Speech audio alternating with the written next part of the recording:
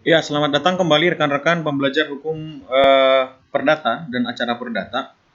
Ya, saya baru tahu juga kalau ternyata materi hukum acara perdata di dua sisa pertemuan ini belum disampaikan. Jadi saya akan menyampaikan dengan cepat saja. Kira-kira poin-poin penting dari praktik beracara itu apa dalam konteks hukum perdata. Ya, kemudian nanti kita akan masuk ke acara pidana. Ya, mungkin ini luput tidak tersampaikan, tapi ini menjadi bagian yang terpenting di dalam proses belajar hukum perdata. Nah, uh, saya yakin Anda sudah banyak belajar juga ya dengan Pak Rahmanu Wijaya tentang sejarah hukum perdata sistematikanya seperti saya sampaikan di awal pertemuan. Tapi dalam konteks hukum acara perdata menjadi bagian penting yang harus Anda pelajari karena ini berhubungan dengan bagaimana yang Anda pelajari baik secara substansial peraturan-peraturan yang ada soal perdata itu ditegakkan ya. Namanya juga hukum acara perdata. Berarti ada kata kuncinya di sana acara. Beracara. Itu makanya perlu ada pengacara. Ya, pengacara karena dia akan mendampingi klien bagaimana menjalani sistematika beracara di persidangan. Masuk ke konteks pengertiannya saja. Yang pertama, ketiga ahli ini sebenarnya sepakat ya.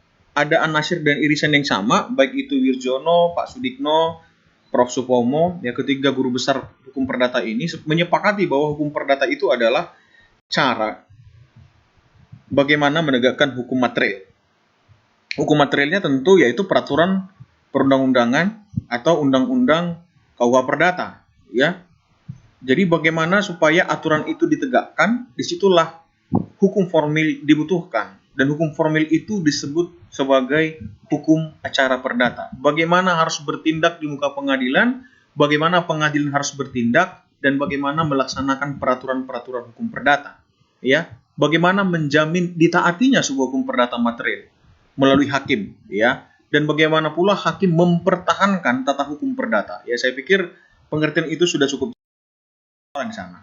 Nah, ini beberapa sumber hukum perdata, sama seperti sistem hukum yang lain, ya baik itu peradilan pidana, tata negara dan segala macamnya. Dalam konteks hukum acara juga dia punya sumber-sumber hukum. Yang pertama HIR, ini Anda akan sering temuin ini kalau Anda mendalami hukum perdata. Barangkali Anda ada yang akan mengambil pasca sarjana hukum nanti di Undip itu bisa ya, dari prodi Anda ini boleh mengambil S2 di Undip. Ya, nanti akan ikut matrikulasi selama 6 bulan. Yang pertama sumber hukumnya itu adalah HIR atau Virgin Inland Reglement, ya, yaitu acara perdata yang berlaku daerah Jawa dan Madura. Kebetulan HIR ini juga memuat undang-undang soal pidana dan melalui Undang-Undang Nomor 8 Tahun 1981 hal ini dikuatkan ya. Jadi kita belum punya KUH perdata sendiri, saudara, belum punya hukum acara perdata sendiri, sedang dalam proses sama seperti RKUHP, demikian juga hukum perdata dalam proses rancangan undang-undang masih kemudian sekarang dipersiapkan. Ya. Nah, yang kedua itu sumber hukumnya itu adalah RBG, Reglement voor Buitech Western, ya, hukum acara perdata yang berlaku di luar Jawa Madura. Jadi kalau di Jawa Madura ini unik ya, dalam konteks hukum Hindia Belanda dulu Jawa Madura itu menjadi hal yang sangat spesial ya, dianggap khusus. Di luar hukum perdata Jawa Madura itu ada namanya RBG ya, Reglement voor Buitech Western, ya. Ketentuan hukum acara perdata Western itu ya barat ya, bagian barat, berarti ya Jawa Madura. Di luar Jawa Madura itu ya Sumatera, Aceh, ya apa saja yang di bagian barat Indonesia, maka hukum itu yang diberlakukan. Hukum acara perdata RWG namanya ya. Jadi hukum acara di Jawa Madura itu ada perbedaan dengan RWG ya. Nah, BW ini yang umum dipakai ya, kodifikasi hukum material. Ini saya pikir tidak perlu saya banyak bahas karena Anda sudah langsung melihatnya. Buku 1, buku 2, buku 3. Buherlek Wetbook ya. Pakai. Berikutnya itu ada namanya ordonansi. Ordonansi itu adalah peraturan perundang-undangan yang dirumuskan oleh pemerintah dan Volksrat, semacam undang-undang. Jadi eksekutif dan legislatif sama-sama merumuskan peraturan hukum perdata di sana. Yang berikutnya itu namanya Wetboek Pankofhandel atau kitab undang-undang hukum dagang. Ini juga yang mengatur, ini ada khusus ya di luar BW. Jadi ada namanya untuk hukum perdagangan, ada khusus lagi kitab undang-undang hukum dagang namanya Wetboek Pankofhandel ya. RO, Reglement of Reherleek Ordonansi in Het Beleid der Justice in Indonesia. Ini keputusan Indonesia. Ini keputusan pemerintah. Ini semacam beleid yang bersifat penetapan atau ketetapan atau basiking, ya. Bukan peraturan tapi kebijakan kebijakan tertulis yang bersifat hukum yang dikeluarkan oleh pemerintah. Dalam konteks kita namanya ketetapan, seperti surat ketetapan rektor, itu namanya reglement, ya. Kalau ordonansi tadi dia masuk ke peraturan undang-undangan di mana eksekutif legislatif yang merumuskannya. Yang berikutnya itu ada namanya RV atau Reglement of the Burgerlijk Rechtvordering, ketentuan hukum acara perdata yang berlaku, ya, di peradilan bagi golongan Eropa Hindia Belanda. Tentu ini nggak berlaku untuk kita sekarang karena tidak ada lagi Hindia Belanda. Dulu ini terjadi di zaman Belanda. Pengklasifikasian penggolongan Hindia Belanda, Eropa, Asia Timur asing, demikian juga Bumi Putra itu terjadi di Hindia Belanda, sekarang tidak berlaku lagi. Undang-Undang Nomor 20, ini peraturan hukum positif kita di Indonesia tahun 1947 tentang peradilan ulangan hukum acara perdata, banding dan daerah Jawa Madura. Ini untuk bandingnya, ya kan? Undang-Undang 14 1985, Junto 5 tahun 2004, Junto 3 2009 tentang Mahkamah Agung. Ini juga sumber hukum perdata, ada diaturkan di tentang hukum perdata. Undang-Undang 2 1986, Undang-Undang tentang peradilan umum. Ini juga ada, ya. 48 tahun 2009 tentang kuasa kehakiman. Dan berikutnya itu tentang peraturan atau surat edaran Mahkamah Agung RI dapat mengeluarkan peraturan bagi kelancaran penyelenggaraan peradilan, termasuk konteks hukum perdata. Jurisprudensi, contohnya kemarin itu soal e-court, ya, peradilan elektronik. Saya juga ikut di dalamnya ketika saya melakukan kegiatan ini, mengubah nama saya di peradilan, ya. Yang terakhir itu adalah jurisprudensi, yaitu jurisprudensi dari Mahkamah Agung, baik itu yang tetap, ya kan, yang sudah diputuskan atas perkara-perkara yang sama, jadi itu menjadi acuan untuk masalah-masalah atau perkara-perkara yang diajukan ke pengadilan hukum perdata.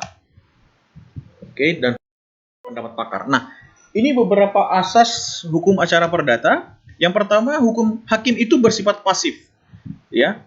Jadi berbeda dengan hukum pidana, dalam konteks hukum perdata, hakim itu pasif, sifatnya menunggu, saudara. Menunggu, dalam kata lain namanya demo judex sine actore. Inisiatif itu datang dari orang yang berperkara, pihak-pihak yang berkepentingan. Dan para pihak itu berhak menghentikan perkara di tengah jalan. Jadi ketika mereka memutuskan, udahlah kami nggak jadi memperkarakan ini di perdata, selesai, ya. Konteks pidana tidak, ya. Untuk beberapa hal, ketika dia tidak dicabut, sepanjang tidak dicabut itu laporannya ke polisi, maka sebenarnya tidak bisa dihentikan, ya. Berjalan terus, ya. Hakim bersifat aktif kalau dia dihukum acara pidana. Berikutnya itu hakim mengadili seluruh gugatan. Hakim dilarang menjatuhkan keputusan sesuatu yang tidak dituntut dan mengabulkan lebih dari dituntut. Jadi hakim itu sangat terikat dari apa yang dituliskan oleh para penggugat, ya. Jadi apa yang didalilkan, apa yang ingin di fundamentum petendinya apa, terus apa petitumnya, tergantung petitum juga yang dipakai untuk fundamentum petendinya atau apa yang mau diharapkan dari gugatan tersebut. Hakim hanya bisa mengadili sampai di sana saja. Dia tidak bisa memutuskan lebih, ya. Kalau pidana kan tidak, jaksa tuntut 15 tahun, ya hakim bisa buat pidana mati. Kalau misalnya ternyata hakim memandang itu sebagai hal yang harus diputuskan. Dalam konteks hukum perdata berbeda. Hakim mengejar kebenaran formil, ya. Jadi keyakinan tidak ada yang utama, tidak hal yang utama. Jadi keyakinan hakim itu tidak yang utama. Kalau misalnya Anda dihukum pidana berdasarkan keyakinan hakim secara sah dan meyakinkan. Dalam konteks ini tidak. Hakim hanya memeriksa hal-hal yang bersifat formil, memeriksa alat-alat bukti, memeriksa gugatan, memeriksa ekseksi, memeriksa duplik repliknya. Kalau misalnya semua alat bukti sudah cukup, maka dia sudah bisa memutuskan berdasarkan kebenaran formil yang ada, ya kan? Nah, yang berikutnya itu para pihak bebas mengajukan atau tidak mengajukan upaya hukum per se atau perlawanan, banding dan kasasi, ya. Jadi kalau dalam konteks ini sama, ya, dalam pidana juga sama, ya. Para pihak bebas, ya, yang terdakwa maupun yang melaporkan, ya, tindak pidana bisa memutuskan untuk lanjut. Oke. Nah, sidang pengadilan terbuka untuk umum. Jadi sifatnya itu yang berikutnya itu asasnya adalah terbuka untuk umum, kecuali untuk kasus perceraian karena perzinahan, karena nggak baik dengan umum juga, ya, itu nggak boleh. mendengar kedua belah pihak karena para pihak mempunyai kedudukan yang sama, atau auditi el alteram partem, ya. Itu semua pihak didengarkan, tidak boleh hanya mendengarkan tergugat, penggugat juga didengarkan dengan baik, dikumpulkan alat bukti formilnya, jika memang sudah siap diputuskan maka diputuskan. Maka dalam konteks ini hakim harus memberikan kesempatan yang sama kepada belah pihak untuk diperiksa. Berikutnya itu tidak ada kewarisan untuk mewakili dengan kuasa, jadi cukup. Jadi kalau kamu mau kuasakan itu boleh, tidak mengkuasakan juga boleh. Itu pernah undang-undang advokat ya. Untuk konteks perdata siapapun boleh menjadi tidak harus advokat untuk menjadi kuasa kita. Kamu bisakan kuasa kepada orang yang tidak advokat, karena pernah diuji materi ke MK undang-undang advokat bahwa di luar advokat tidak boleh menerima kuasa untuk upaya hukum apapun atau untuk perbuatan hukum apapun, tapi Mahkamah Konstitusi membatalkannya dan menyatakan bahwa siapapun berhak untuk atas nama keadilan sosial, atas nama hak kepastian hukum, siapapun bisa asalkan dia mengerti hukum ya, untuk diberikan kuasa. Tapi tanpa kuasa pun Anda juga bisa melalui prosedur atau hukum acara perdata ini. Hukum itu hukum dalam putusan harus disertai alasan-alasan pertimbangan ya, atau on vol donde gemotiveret ya. Beracara perdata biaya, jadi pokok biaya perkara itu dibebankan kepada yang menang, yang kalah. Jadi yang kalah harus menanggungkan biaya perkara. Biaya pokok perkara itu dibebankan pada yang kalah ya, yang menang tidak perlu. Peradilan diselenggarakan dengan sederhana, cepat, dan biaya ringan tentunya ya. Ini asasnya juga. Oke, ini bagian yang terakhir, komponen-komponen pemeriksaan. Oh bukan, yang belum yang terakhir ini soal komponen, nanti alur dari pengadilan hukum acara yang terakhir. Ini komponen-komponen yang ada dalam pemeriksaan hukum perdata. Ya. Yang pertama itu jelas gugatannya, seperti saya katakan tadi. Jadi menunjukkan bahwa dia merupakan perkara perdata, maka harus ada gugatan. Gugatan itu terdiri dari fundamentum petendi. Dasar gugatannya apa? Ya kan? Dasar gugatannya itu artinya karena ada hubungan hak dan kewajiban, ada prestasi di sana. Maka diuraikan di sana dasar-dasar menggugat itu apa. Lalu pada petitum itu adalah hal yang kita mintakan, ya, hal yang kita mintakan kepada penggugat supaya hakim kabulkan. Misalnya untuk membayarkan prestasi sebesar 5M, itu petitum. Kalau fundamentum petendi atau posita karena berdasarkan perjanjian jual beli atas satu mobil antik Mini Cooper tahun 1961 seharga 5M, misalnya gitu kan, itu dasar-dasarnya. Jadi ada hubungan jual beli, ada hubungan hukum antara penggugat dengan tergugat, ya. Nah, pihak-pihak dalam perkara tentu namanya bisa penggugat dan tergugat ya. Penggugat dan tergugat itu boleh personal atau badan hukum. Person orang perorangan dengan badan hukum yang memang merupakan subjek hukum ya, itu bisa menjadi pihak-pihak dalam berperkara. Lalu ada kumulasi gugatan. Kumulasi gugatan itu artinya dalam gugatan kita bisa menggugat beberapa hal. Tapi kalau misalnya gugatan yang satu dengan gugatan lainnya tidak ada hubungan hukum sama sekali, maka tidak boleh diajukan gugatan ya. Jadi ada syaratnya untuk melakukan kumulasi gugatan. Sepanjang gugatan yang satu dengan gugatan yang lain sangat erat dan bisa memang sekali jalan persidangan, alat bukti juga sekali jalan, maka bisa melakukan kumulasi gugatan. Wewenang mengadili menjadi bagian penting juga dalam konteks hukum perdata. Ada istilah wewenang mutlak atau kompetensi absolut, bahwa pengadilan itu punya kewenangan. Jadi kalau misalnya pengadilan negeri, ya dia berhak mengadili perkara perdata. Absolut itu misalnya pengadilan militer tidak boleh mengadili hukum perdata karena pengadilan militer tidak itu kewenangannya, ya kan? Jadi petun peradilan tata usaha negara hanya bisa mengadili tata usaha negara di bidang KTUN, ketetapan tata usaha negara menjadi objek gugatannya, tidak boleh mengajukannya ke pengadilan negeri. Itu namanya kompetensi absolut, bahwa setiap pengadilan itu punya ruang-ruang tertentu, punya kewenangan-kewenangan tertentu yang itu absolut bisa digugat. Yang berikutnya wewenang nisbi atau kompetensi relatif. Ini menunjuk bahwa gini, jika kamu berperkara di Jakarta, di DKI Jakarta, maka kamu harus berperkara di pengadilan DKI Jakarta. Jika nggak boleh, misalnya kamu menggugat orang di Surabaya, kamu undang dia ke Jakarta, nggak bisa. Maka kamu gugat tempat di mana yang kamu gugat. Domisilinya Surabaya, maka kamu gugat di Surabaya. Karena yang berhak mengadili adalah yang Surabaya. Demikian juga sebaliknya, kalau yang Surabaya gugat orang Medan, maka yang di Medan digugat. Jadi posisi di mana yang digugat, disitulah kompetensi nisbi atau relatif dari pengadilan yang akan mengadilinya. Kuasa, nah ini surat kuasa, nanti kamu berikan kuasa kepada siapa, nanti akan kita belajar minggu depan yang terakhir, bagaimana membuat kuasa yang bagus, bagaimana gugatan yang bagus, apa itu putusan yang bagus, itu minggu depan bahas. Nah, Ini pemeriksaan perkara di depan pengadilan. Yang pertama, ketika ada gugatan masuk ke pengadilan, maka akan ada penetapan sidang dan pemanggilan para pihak.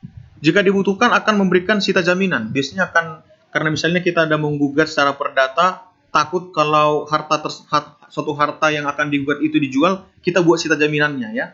Nanti kita di pertemuan berikutnya akan lebih banyak membahas soal ini, sita jaminan ini ya. Terus berikutnya itu ada putusan karena tidak hadir dalam persidangan. Jadi kalau tidak ada dalam persidangan bisa diberikan putusan ya, kepada tergugatnya ya.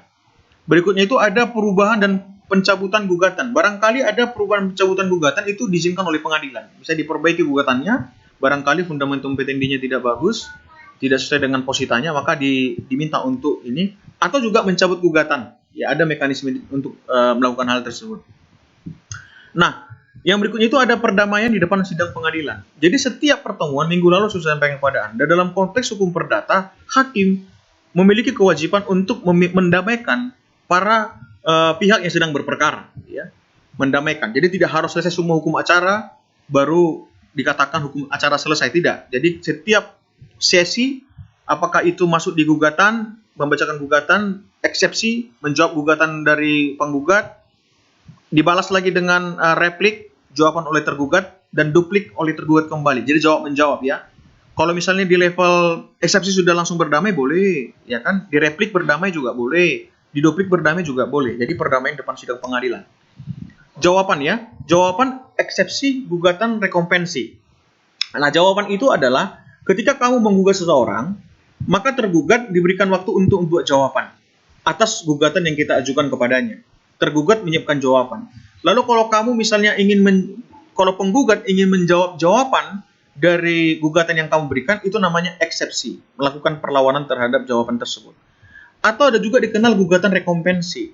Gugatan rekompensi adalah di tengah gugatan, misalnya ada pihak lain yang ternyata juga terlibat di dalam gugatan tersebut. Contohnya kamu berjanji soal pemilikan lahan, ya kan, jual beli tanah misalnya, padahal tanah tersebut juga ternyata juga sedang dikuasai orang lain. Lalu ada yang ingin menggugat masuk di dalam, itu namanya gugatan rekompensi ya. Lebih detailnya minggu depan akan kita membahas.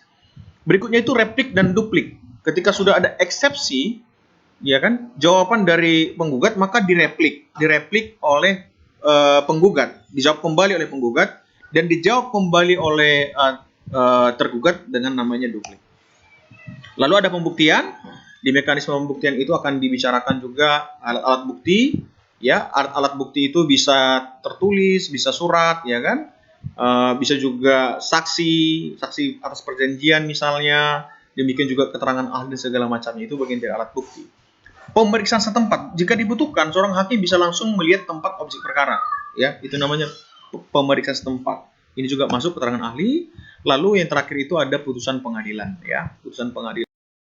Nah, minggu depan ini akan kita bahas untuk yang terakhir kalinya. Kira-kira gugatan itu bagaimana, cara buat gugatan seperti apa, ya. Memang mengajarkan hukum acara perdata 2 pertemuan agak ribet. Saya akan sampaikan hal yang penting-penting saja. Bagaimana proses pemeriksaan perkara, mulai dari sita jaminan, perdamaian, sidang di pengadilan, eksepsi, jawaban, eksekusi, ya kan, gugatan rekonvensi, replik, duplik, ya kan, pembuktian. Itu alat buktinya di sana sudah jelas ya, alat bukti tulisan, alat bukti persangkaan, bukti sumpah, ya kan, alat bukti saksi, orangnya, ya kan, keterangan ahli, demikian juga terhadap saksi. Nanti ada putusan pengadilan, jenis-jenis macam pengadilan, putusan itu apa, isinya seperti apa, kekuatan putusan itu apa, ya kan, apa itu putusan base per stek, nanti kita akan bahas minggu depan. Putusan dapat dilaksanakan lebih dahulu itu apa.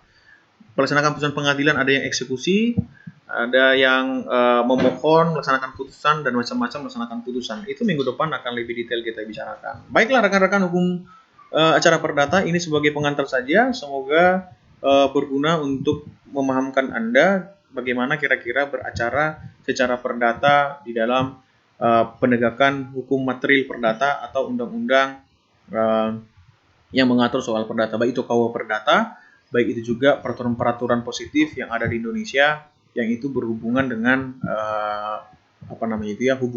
hukum privat yang perlu ditegakkan ketika ada menggugat seseorang atau tergugat, sehingga hakim bisa menegakkannya memastikan bahwa kepastian hukum, keadilan juga dinyatakan dalam konteks hukum privat. Sekian, terima kasih, semoga berguna, semangat belajar dan semangat untuk menyimak materi ini. Dan jika ada pertanyaan, Anda bisa tuliskan di kolom komentar, baik juga di grup WA dan di Google Meet. Nanti kita akan berdiskusi lebih detail lagi soal ini. Terima kasih, selamat siang.